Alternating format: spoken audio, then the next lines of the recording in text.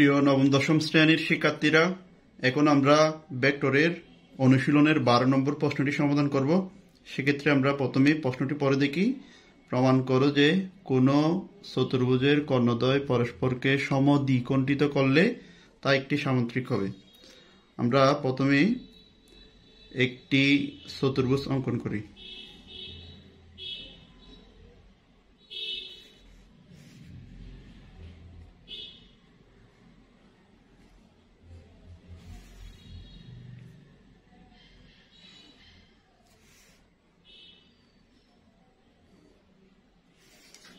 তাহলে A B C D একটি চতুর্ভুজ। এই চতুর্ভুজের কর্ণদ্বয় পরস্পরকে সমদ্বিখণ্ডিত করে বলছে না? তাহলে সমদ্বিখণ্ডিত মানে কি? একটি বাহুকে দুই ভাগে ভাগ করা। তাহলে এ সি কর্ণ, আরেকটা হচ্ছে বি বি ডি কর্ণ। এ সি কর্ণ আরেকটা কি? বি ডি কর্ণ আমরা যোগ করে দিলাম। তো আমরা এখন দিক নির্দেশ করব। এখানে এটা যেহেতু সামান্তরিক, তাই এদের সমান্তরাল বাহু দুটির দিক একই দিকে হবে। তাইলে এর দিক বি এর দিকে, ডি এর দিক সি এর দিকে। এটার দিক বি এর দিক সি এর দিকে, এর দিক ডি এর দিকে। এবং এখানে কর্ণ দুইটার দিক এটা এদিকে, আর একটা এটা এদিকে। তাহলে আমাদের এটা যদি ও বিন্দুকে সমদ্বিখণ্ডিত করে, তাহলে আমাদের প্রমাণ করতে হবে যে এ বি সি ডি একটি সামান্তরিক। তাহলে প্রমাণ করতে হবে যে কি?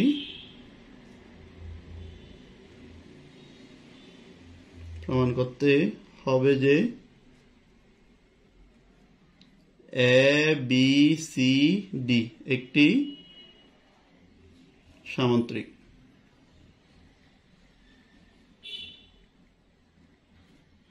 প্রমাণ।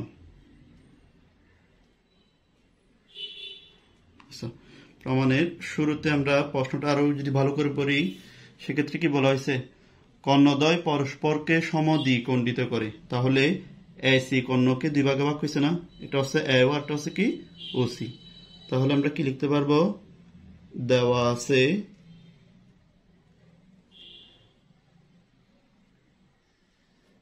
এ ও ভেক্টর ইকুয়াল ও সি ভেক্টর, এবং বি ডি কর্ণকে সমদ্বিখণ্ডিত করে না? সেক্ষেত্রে বি ও সমান ও ডি।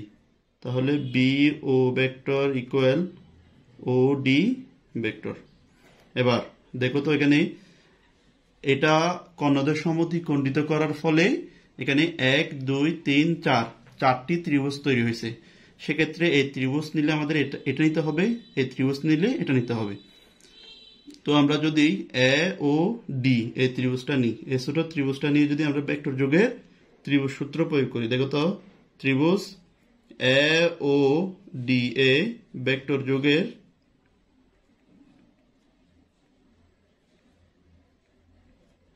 ত্রিভুজ সূত্র প্রয়োগ করে। তাহলে এখানে ভেক্টর যোগের ত্রিভুজ সূত্র প্রয়োগ করলে এখানে দেখো তো, এর দিক ও এর দিকে, ও এর দিক ডি এর দিকে, এবং এটা ভিন্ন, এর দিক ডি এর দিকে। তাহলে এই দুইটা সমান আর এটা ভিন্ন। তাহলে আমরা জানি, আমরা বেসিক ক্লাসে আলোচনা করছিলাম ভেক্টর যোগের ত্রিভুজ সূত্র নিয়ে।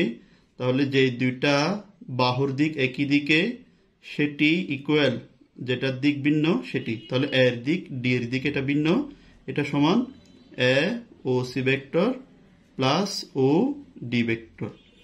একইভাবে এই ত্রিভুজ নিছি, সেজন্য আমাদের এই ত্রিভুজ নিতে হবে। তাহলে এই ত্রিভুজ নিলে বি ও সি, ত্রিভুজ বি ও সি এ ভেক্টর যোগের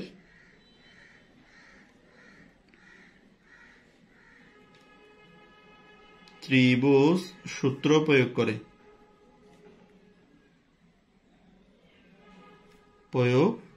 দেখো তো, এখানে ভেক্টর যোগের ত্রিভুজ সূত্র দিলে বির দিক ও এর দিকে, তাহলে আরেকটা বির দিক সি এর দিকে। তাহলে বি ও vector plus O C vector, এই দুটার দিক একই দিকে, জন্য এই দুটো যোগ করলাম।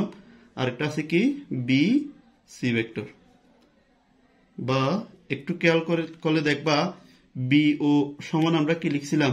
ও ডি ভেক্টর। তাহলে আমরা বি ও ভেক্টরের পরিবর্তে কি লিখতে পারবো? O D vector plus O C ভেক্টরের পরিবর্তে আমরা কি লিখছিলাম?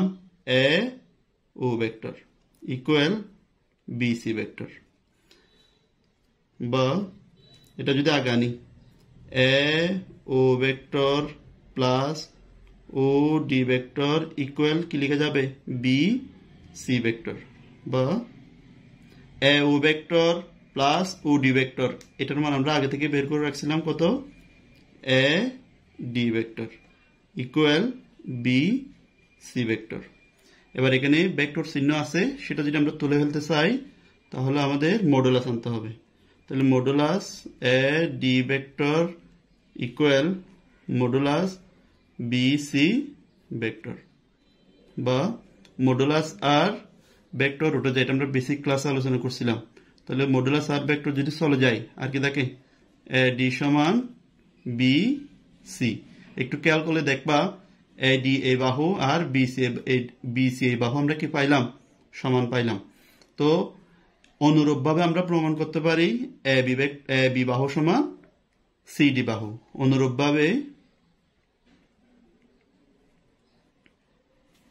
প্রমাণ করা যায়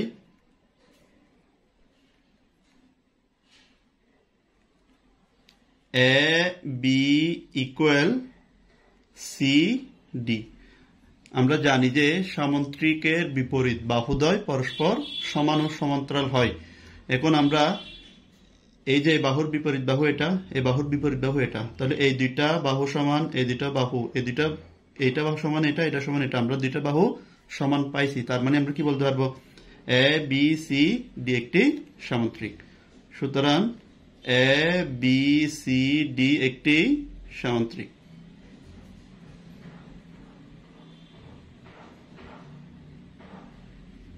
প্রমাণিত। ভিডিওটি ভালো লাগলে সবাই চ্যানেলটি সাবস্ক্রাইব করে দিবেন। ধন্যবাদ সকলকে।